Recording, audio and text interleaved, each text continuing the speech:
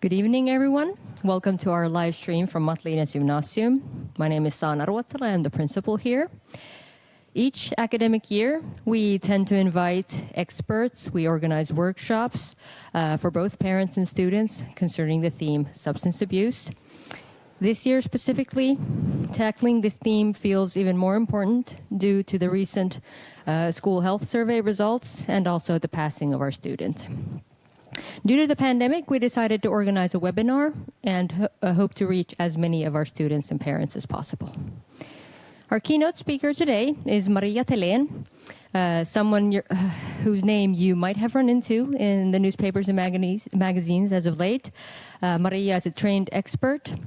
She's a parent of an addict and also the founder of Kondis ry, an organization designed to support families stricken with substance abuse and addiction.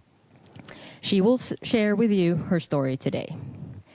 Her lecture today is interactive, meaning that you at home watching the stream can ask questions anonymously via the chat function. The live stream is also simultaneously saved, so you can even watch the video afterwards from our Matlinens YouTube channel. And I now warmly welcome Maria Thelén. Thank you. Yes, hello. I'm not that good in English, so if you have something to ask or something, I forget to say something, so ask and I answer then the questions.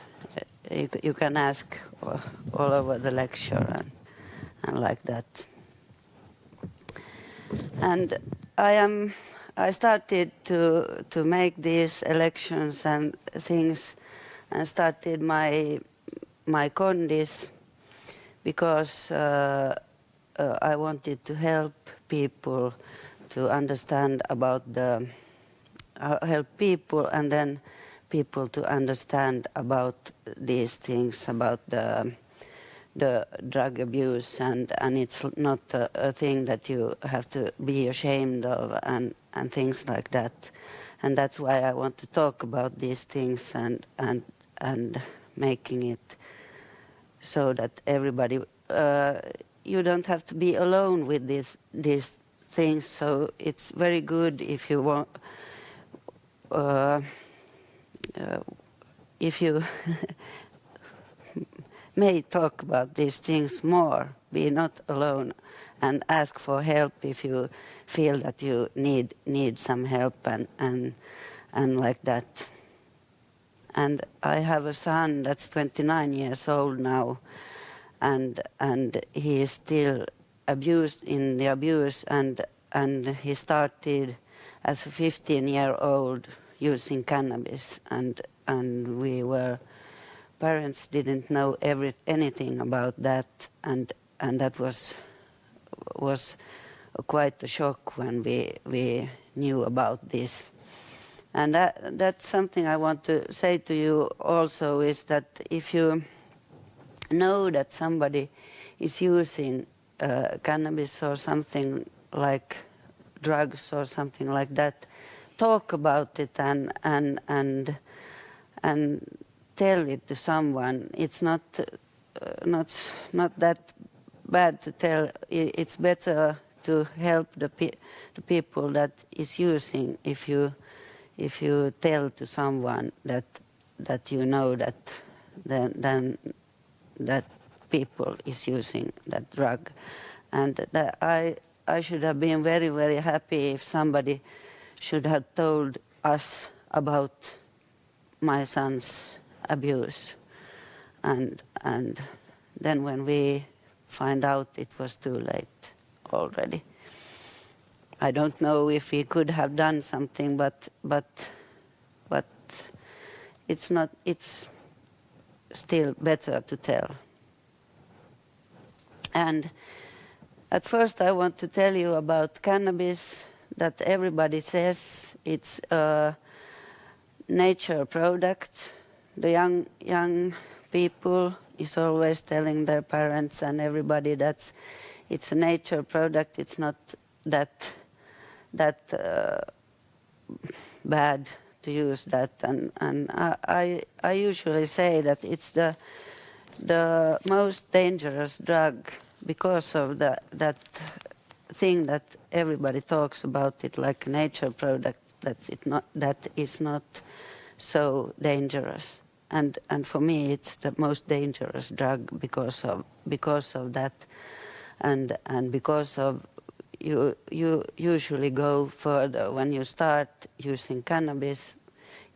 It's not that big step to start something else also because of the nature of the product. And cannabis is an oil-based drug when alcohol is water-based. Cannabis is oil-based, and it's when you have a lot of fat cells in your head and in your brains, it sticks. What do you say? Se takertuu. It sticks in your fat cells. So that's why it stays in your body a long time. It's about 7 days. When you smoke a cigarette of cannabis, it stays in your body about 7 days. And it's a Swedish man who is very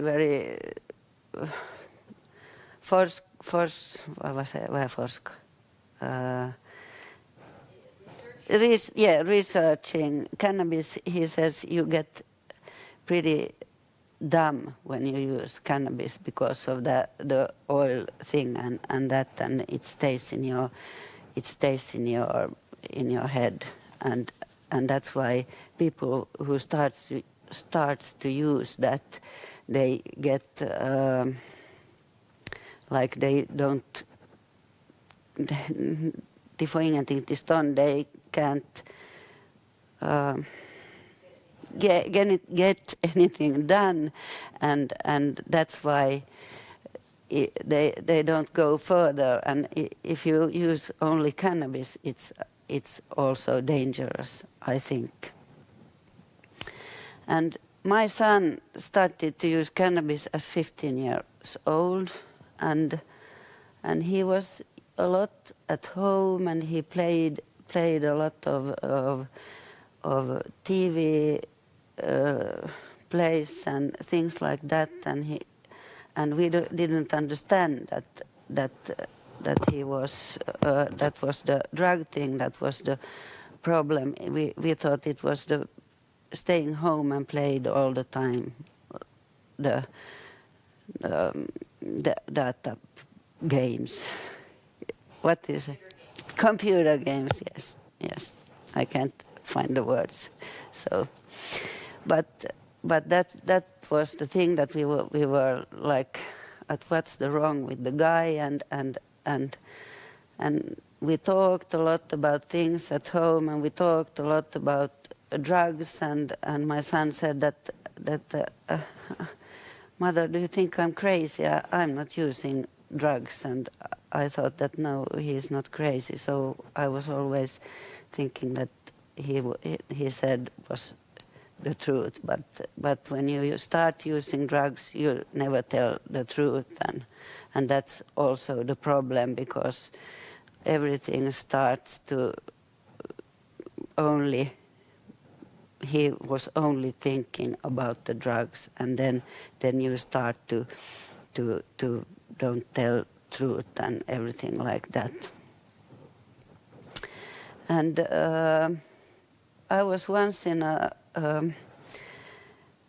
family parent evening in school, and there was a police who was talking about these things, and I remember that I was thinking. He said in the end of his speech, he said that I know I'm going to meet somebody of you. And I was thinking that no, I'm not the one. But I think that's what every parent think, and every young people think, that when they start to use the drug, they think that I'm not the one that gets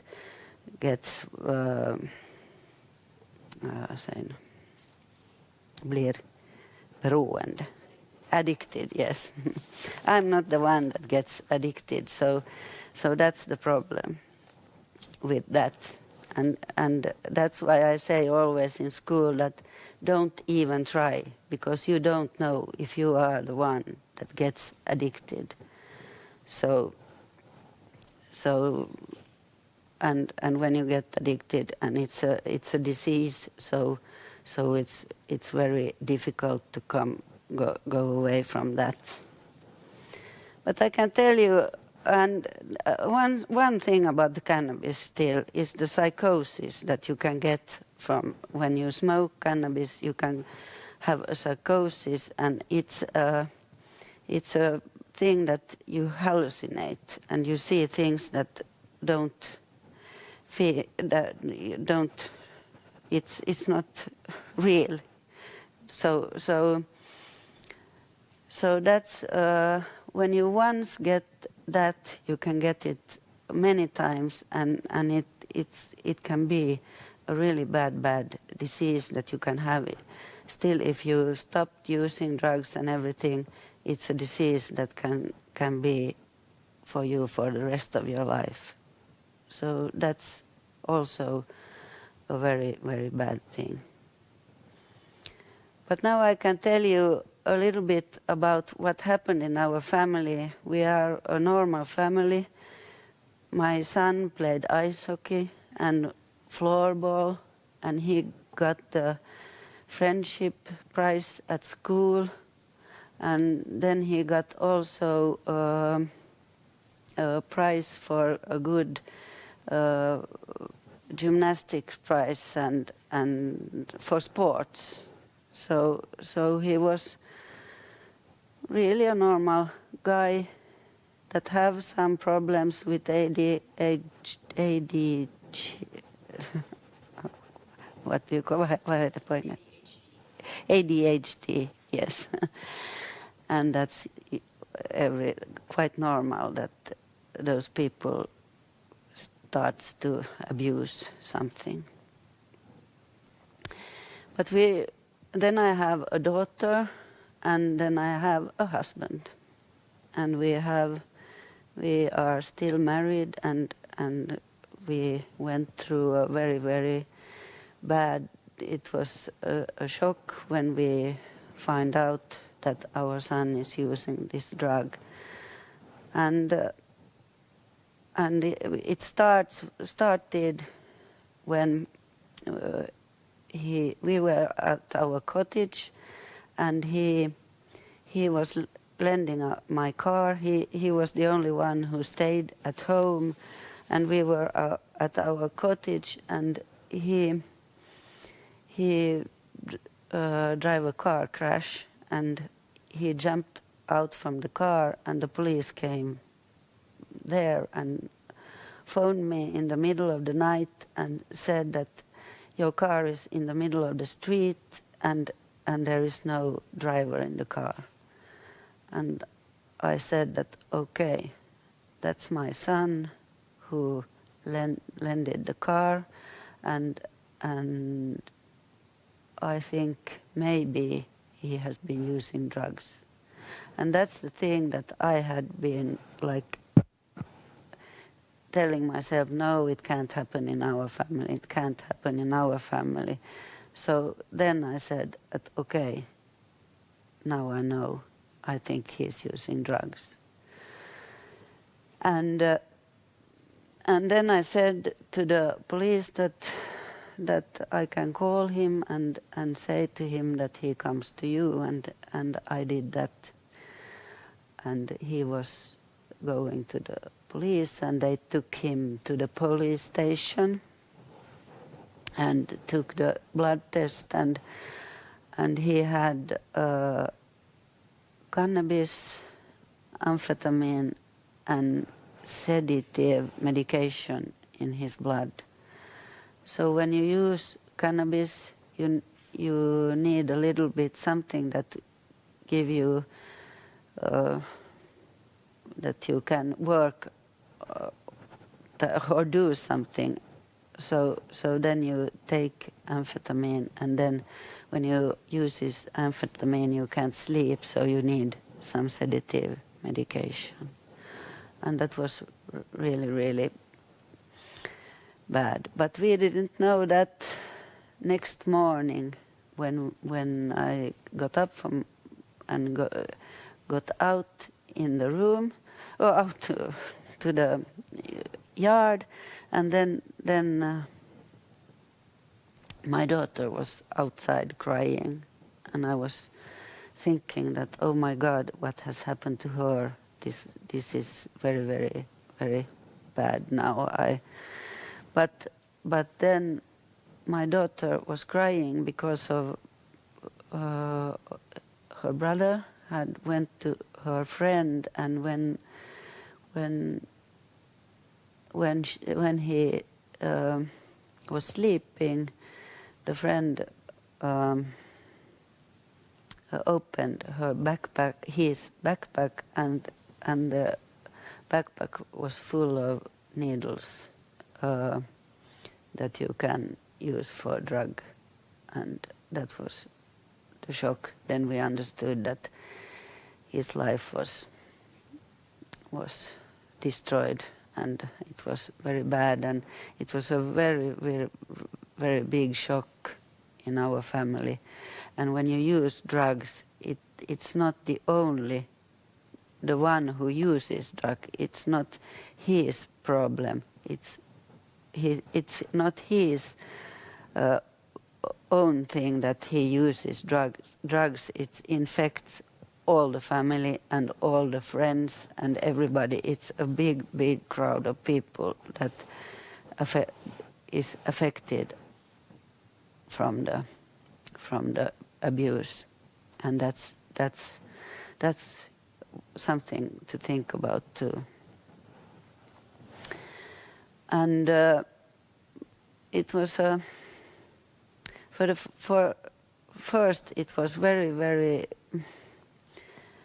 a big shock for me, the telephone call in the middle of the night from the police. I haven't had my telephone open any night after that because it was so big shock for me, the call in the middle of the night. So I can't sleep if I know that I have to have my phone open in the night. And that's something that tells you quite a lot about the shock. And I was the day when the next day after the crash, the car crash, we tried everything to get him on care and everything, but we didn't understand what the abuse is about then. And then he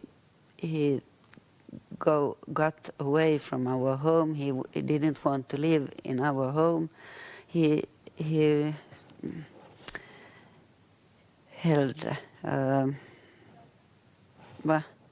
rather went to live on the streets than lived at home. So that tells you a lot about the what it is like to abuse drugs. He was 20 years old then, and he rather stayed at the streets. He didn't have a home. He walked on the streets and was abusing drugs. Sometimes he called me only once a month. He changes his telephone number and had prepaid telephone, so we didn't know his number, and he called me only once a month and told me that everything is okay. And for me, it was I was so afraid all the time because I was thinking that something may happen to him, because when you use drugs, it's like you never know what kind of a drug you get. So it can be your last drug, and that's a very, very, very... So I was so afraid all the time that that the police or somebody should come home to us and tell us that he is not alive anymore, and I couldn't be at home. So sometimes I in the morning, if I was alone at home, I went out with the dog for a walk in the morning when I got up, and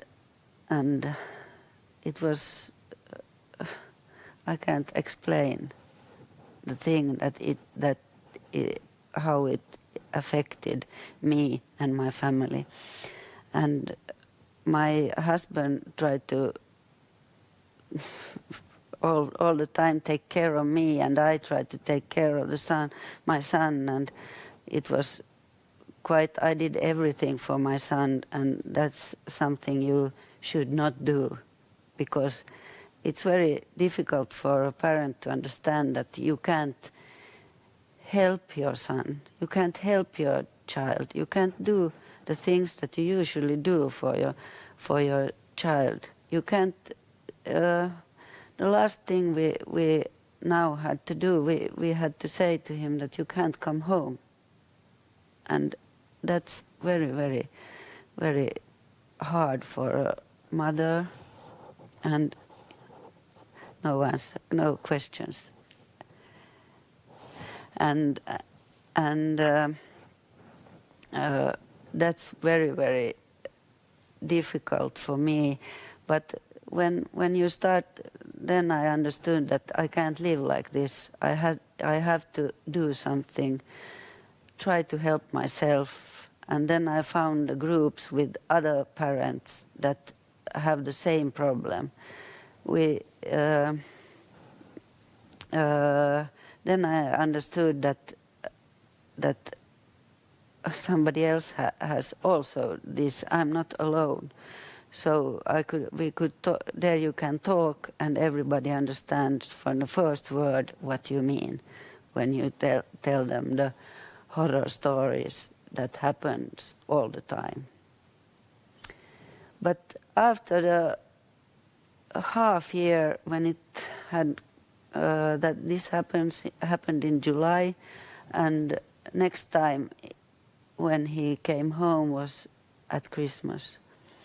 And he called me on Christmas Eve in the morning and asked me, can I come home? I said, of course you can come home.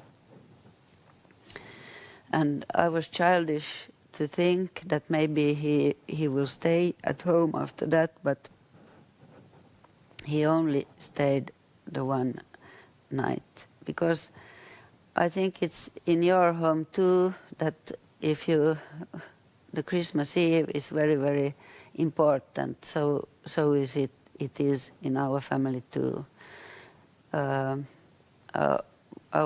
My children and my brothers, I have two brothers, their children are very, very good friends, cousins, and they always used to be together. So we have the Christmas always together. So that's very, very important for the children, for everybody. So now it has been a lot of Christmases, and we have always had a thing that on Christmas you can come home.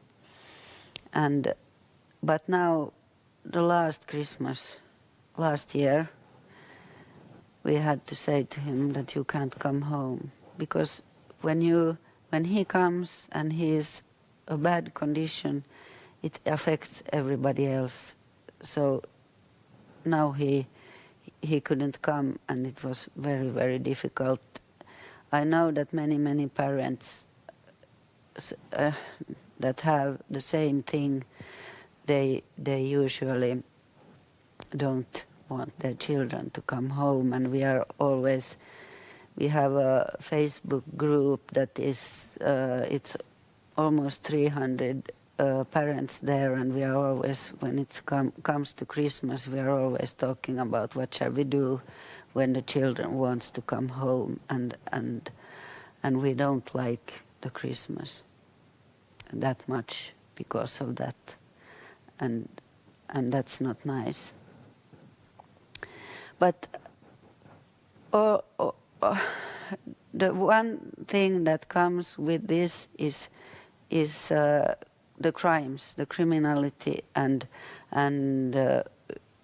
prison is always one thing that is involved in this when it goes. He has been living on the streets more than in a house, in a home. Than these 9 years he has been living on the streets, and then the other place he has been in is prison. And for me, the prison is the safest thing, because then I don't have to think always at where is he and what's happening and something like this. Because when he is not in prison, it's always happening things all the time. I think it's I don't know how many times he has been in hospital. One thing was when he was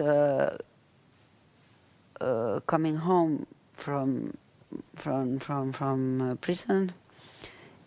His tolerance is not the same, and then he uses like this, like before prison.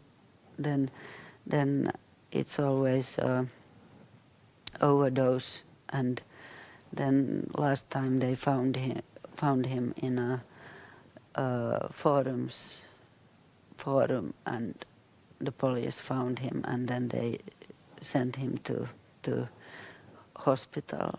And these things are always, when somebody is calling from the hospital, it's for me like, oh my God, what has happened now?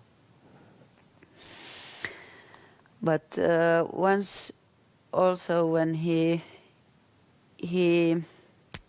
people don't like to live next door neighbor to a drug abuse, a person who uses drugs, because they are so,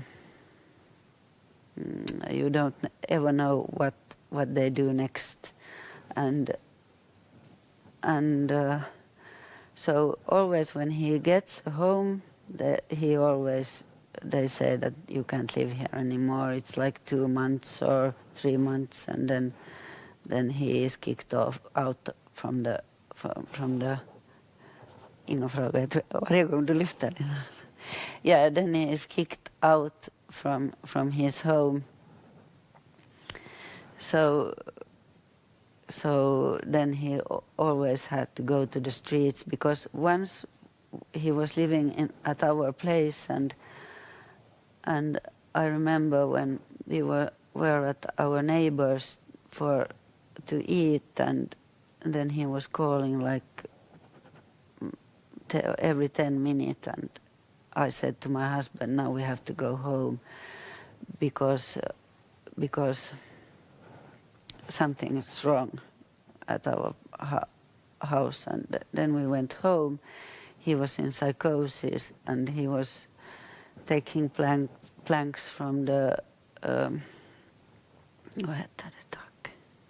ceiling, and he was thinking that there was somebody in the ceiling, and then we had to call to the ambulance, and we called the ambulance, and then we understood that we can't take him home anymore, because it's our home too, and you can't have a person that you have to be afraid And then it's also a thing for him to understand that we don't accept his drug abuse. And that's important too, to show to them that you don't accept the abuse. You can't give him money, you can't give him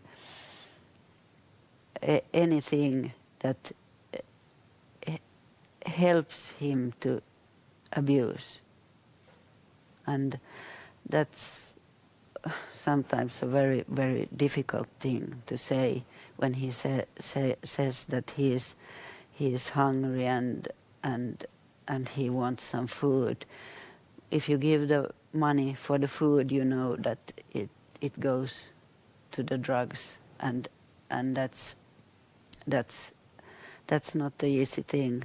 It was very difficult for me a long time. My husband told me that don't give him any money. And then when he is skyldig now, pengar. When you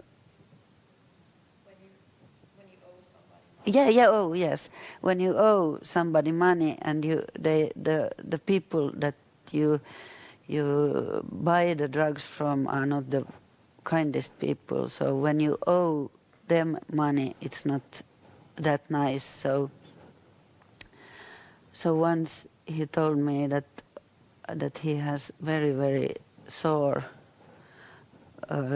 foot, and I was asking why, because the people that he owed money, they took with a knife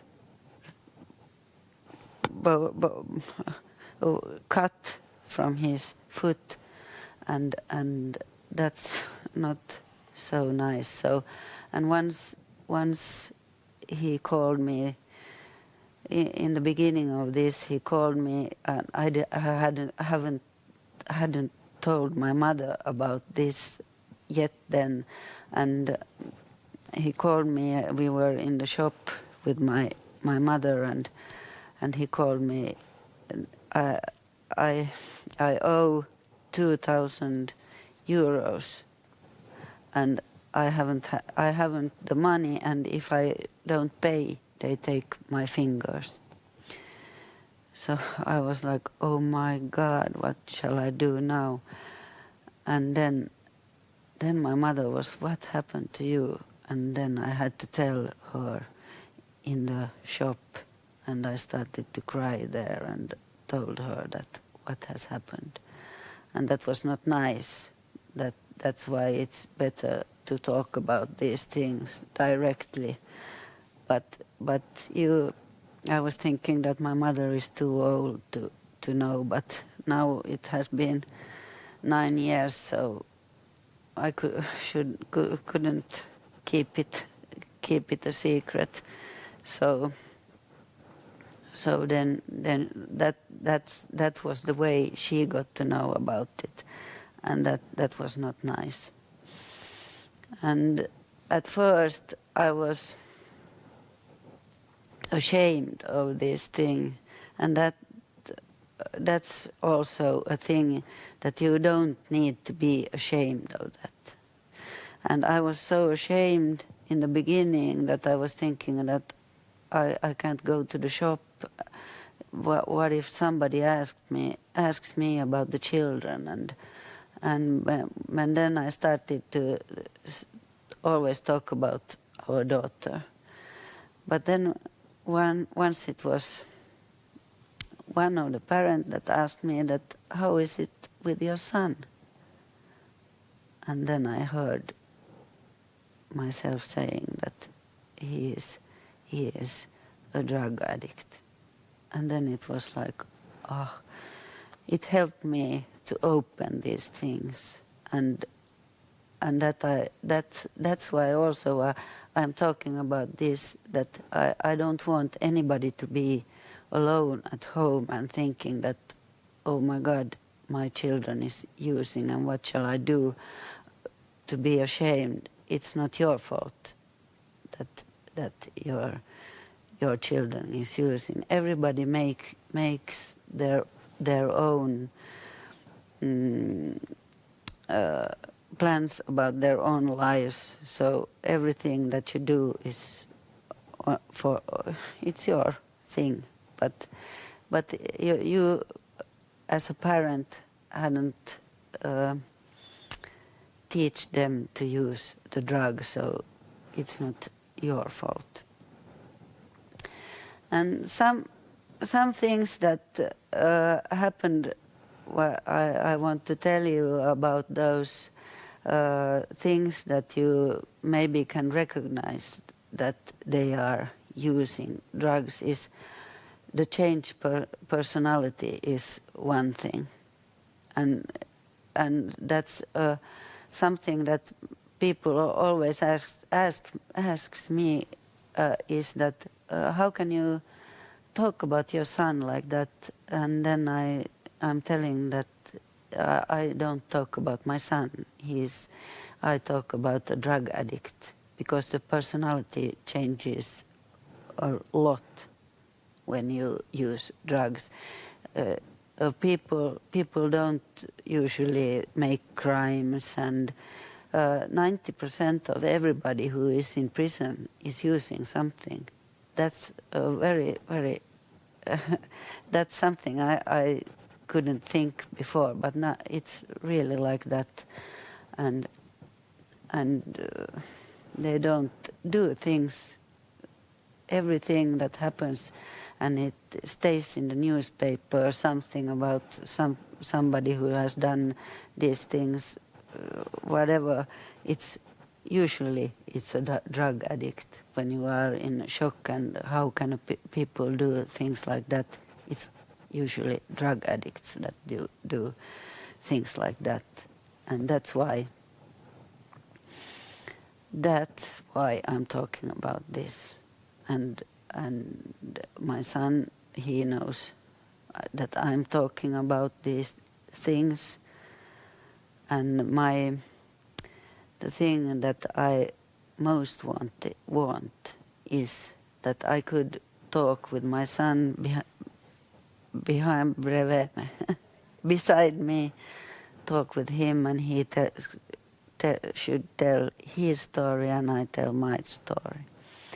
But we are not yet there. And now, is there any questions? No? Yes, you can ask.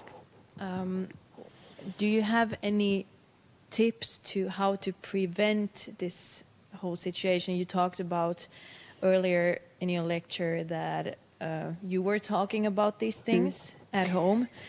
What could you do before it's, so to speak, too late? Yes, I usually say in this parents that talk to your children and be aware what they are doing, and make it a habit to talk with your children every day and have conversations and about things, whatever. I think that's something you can prevent, but I don't know. But now I can, in the end of this story, I can tell you about what is now, where my son is now, and what happened to him. He is now, in March, a policeman came. He was walking on the streets, and a policeman said that you should be in prison now.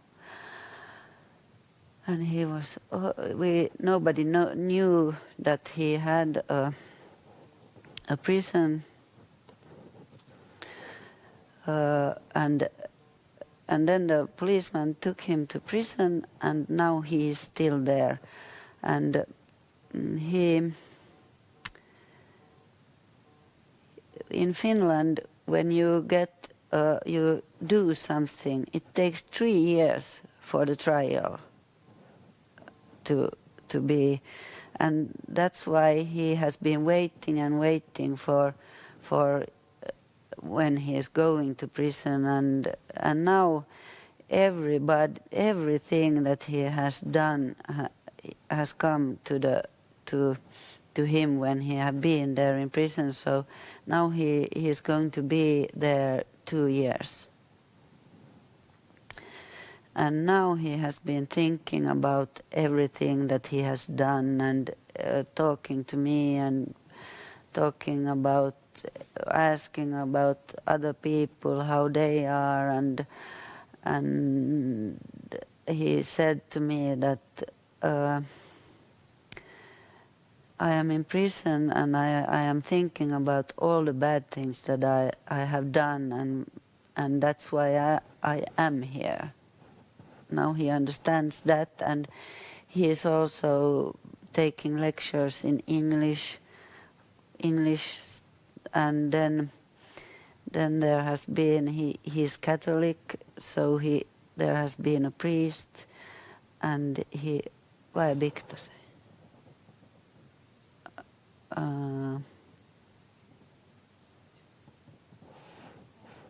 Confess, yes. He is making his confess now before Christmas, and I think that's a very good thing. And now it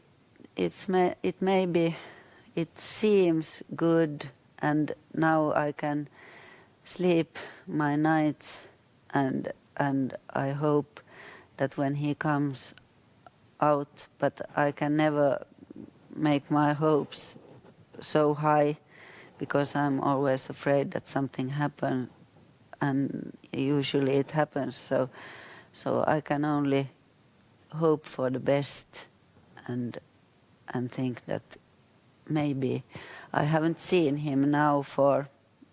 Once I saw him, he had a trial, and then he called me that, can you come here?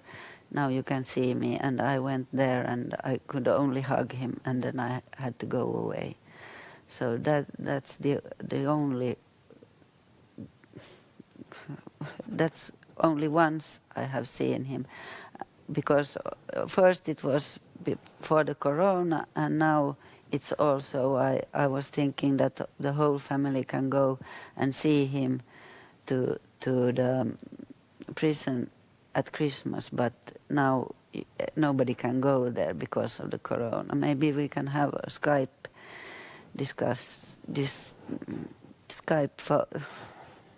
discussion, and then that would be nice. But you never know. And now I hope that somebody want to ask something, or nobody asks. Yeah. So did you get to that level already, or yet with your son, that he started to open, that how this whole thing started, in his opinion? Yeah, I don't know how it started.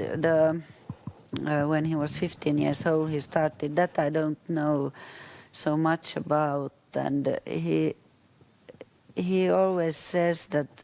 That's very nice for me, that he always say that it's not your fault, or not he doesn't blame us as parents.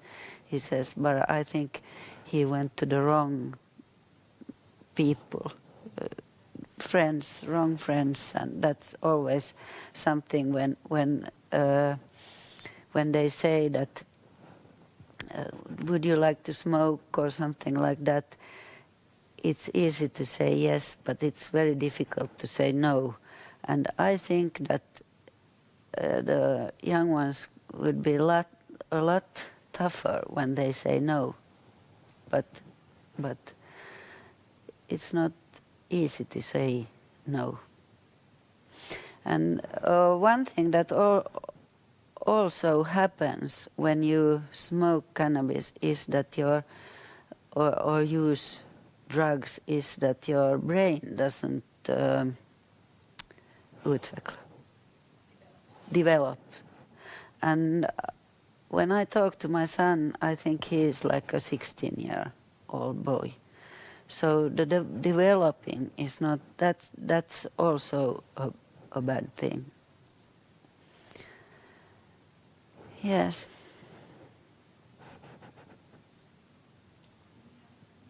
No questions. No questions. Yes. If you don't want to ask anything, you have a nice Christmas and hope everything is good with you. And if you want to, if you have something you think of, you can call me. I have the förening, organization called Kondis, so you can find it on the internet, and then there is my telephone number, so you can call me, and that's that. I hope you don't have to call me. Thank you.